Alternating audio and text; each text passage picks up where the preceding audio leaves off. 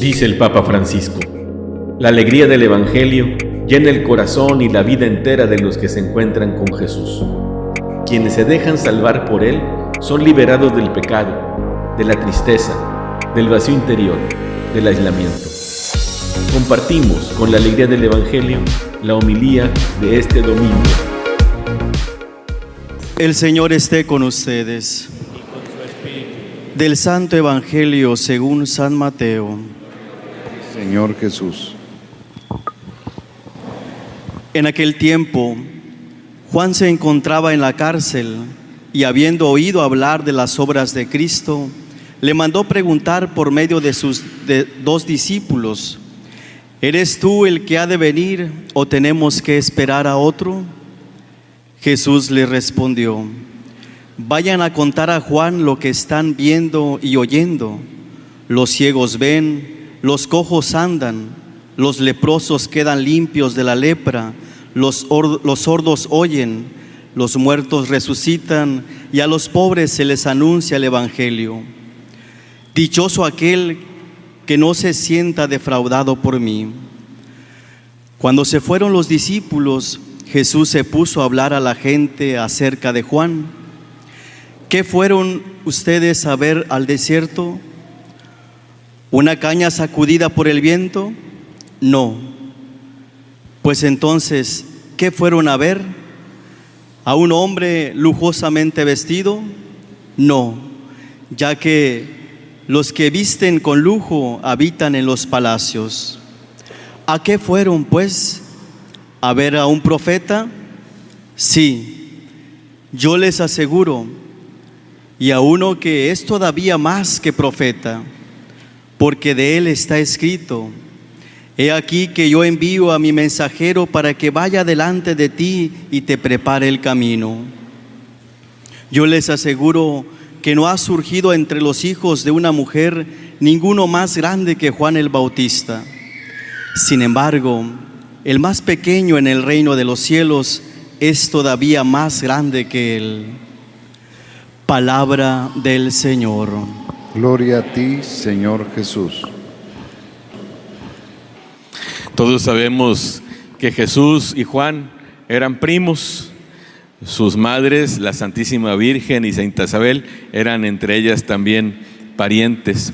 Y había un afecto muy especial entre ambos y una admiración mutua.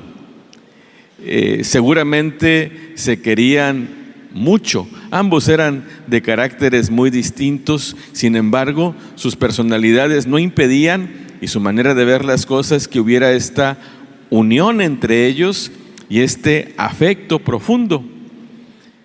Hoy el Evangelio nos lo hace ver. Por un lado, sabemos que Juan tenía muy clara su vocación. Él sabía que su labor, la vocación a la que el Señor lo había enviado, era a preparar al pueblo para la venida del Mesías. Y a eso se dedicó. Y además con mucho gusto, porque sabía que el Mesías era su primo. Con qué alegría lo presentó. Él es el Cordero de Dios que quita el pecado del mundo. Yo bautizo con agua, pero el que viene detrás de mí los va a bautizar con el Espíritu Santo y con fuego. Él es el novio, yo soy amigo del novio. Yo no soy digno ni siquiera de agacharme a amarrarle sus sandalias. Él sabía que Jesús era el esperado y él vivió para eso, para que el corazón del pueblo, a través del arrepentimiento y a través del bautismo, tuviera su corazón dispuesto a recibir al Mesías, a Cristo. Y por otro lado, hoy escuchamos a Jesús, las cosas tan bonitas que dice de Juan, que salieron a ver al desierto. No fue una caña agitada por el viento. Sabemos que las cañas son flexibles y cualquier aironazo las dobla, aunque se vuelven a levantar. Juan no era una persona que amanecía de un humor y anochecía de otro, o que dijera una cosa un día y otra cosa otro día, o que estuviera en dudas acerca de su labor o de si hacía algo o no. Jesús nos señala a Juan como un hombre de carácter, un hombre íntegro, alguien que es coherente con lo que predica y que es capaz de llegar a todas las consecuencias. Juan estaba en la cárcel justamente por eso, porque declaraba la injusticia que estaba cometiendo Herodes contra su hermano, quedándose con su mujer, y eso le valió la cárcel y luego que lo ejecutaran. Y Juan era coherente con su vocación y Jesús lo reconoce. La semana pasada escuchábamos cómo vestía Juan y qué comía. Dice Jesús, no andaba a la moda, no usaba solo ropa de marca, no era alguien de pasarela, no era una persona, diríamos ahora, fashion. No, su labor, su vocación, su palabra entra en consonancia incluso con su manera de vestir y con su manera de comer. Y lo que dice Jesús al final también es asombroso. De los hijos de mujer, ninguno como Juan. Hasta ese nivel llegaba la admiración de Jesús por Juan. Es el más grande ser humano que ha existido. Mis respetos para él. Juan y Jesús eran líderes. Cada uno tenía sus discípulos. Cada uno tenía su manera de presentar la voluntad de Dios. Y a unos les gustaba más Juan, a otros les gustaba más Jesús. Sin embargo, fíjense cómo no había guerra de egos. No había luchas entre ellos para ver quién tenía más discípulos, quién juntaba más gente. No se peleaban por andar teniendo el mayor protagonismo que pudieran. Aunque se admiraban, aunque se respetaban, nunca hubo problemas entre ellos de ese tipo. Hoy Juan presenta dudas, porque él tenía otra idea acerca del Mesías. Pero ya cuando sus discípulos le dijeron lo que vieron y oyeron, él se convenció de que su predicación era la correcta. Y eso todavía fortaleció más que su misión, su ministerio, era el correcto, el apropiado. Y por eso existía esa unión entre ambos, repito, aunque fueran tan distintos. Y por eso también había esa unión y mutua admiración y mutuo reconocimiento. Y ausentes, como decía, guerras de ego, guerras de protagonismo. Yo creo que ya a partir de esto podemos sacar grandes enseñanzas del evangelio que hemos escuchado.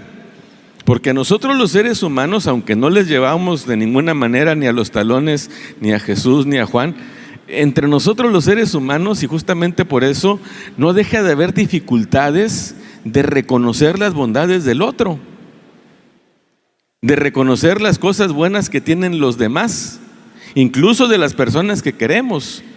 Muchas veces, en lugar de haber ese reconocimiento, hay descalificaciones y encontramos los defectos y sacamos los trapitos al sol. Cuando alguien nos habla bien de alguien o de otra persona, inmediatamente tendemos a decirle algún defecto. Sí, pero, oye, qué bien cocina fulanita. Sí, pero no tiene limpia su casa. Oye, qué bien hace las cosas sutano en el trabajo. Sí, pero descuida a su familia. Siempre hay ese pero. Siempre hay ese ver las cosas malas de los demás. Hoy Jesús y Juan nos enseñan a reconocer las cosas buenas que nosotros tenemos, a reconocer la dignidad de los demás. Yo estoy seguro que si nosotros nos abocáramos a eso y tuviéramos esa práctica, nuestras relaciones interpersonales serían muy distintas. Es muy difícil lo que les voy a decir, porque a veces nos cuesta trabajo hacerlo.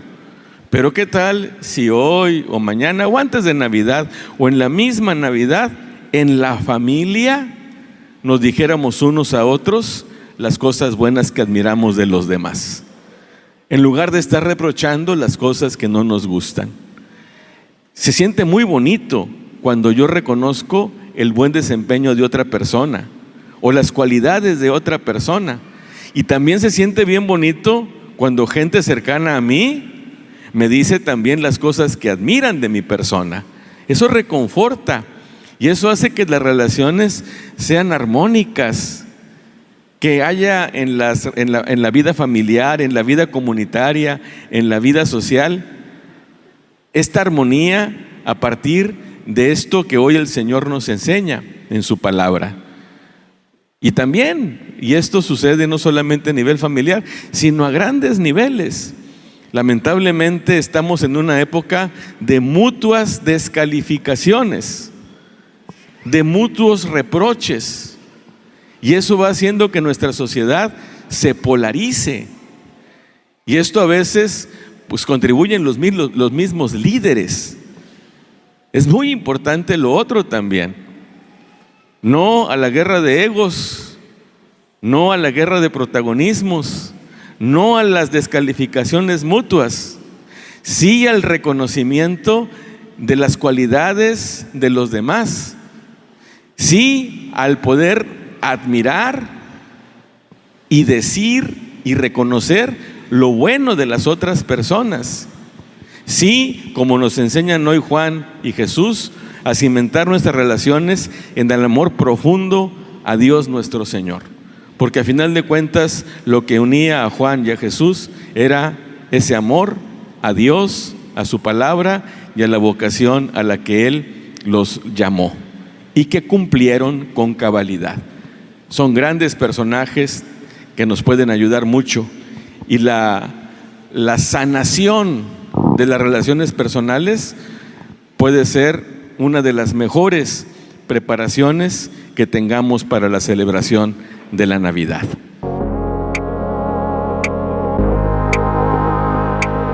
La palabra de Dios es viva, eficaz y más cortante que una espada de dos filos. Ella penetra hasta dividir alma y espíritu, articulaciones y médulas, y discierne las intenciones y pensamientos del corazón. Dios nos bendiga a todos.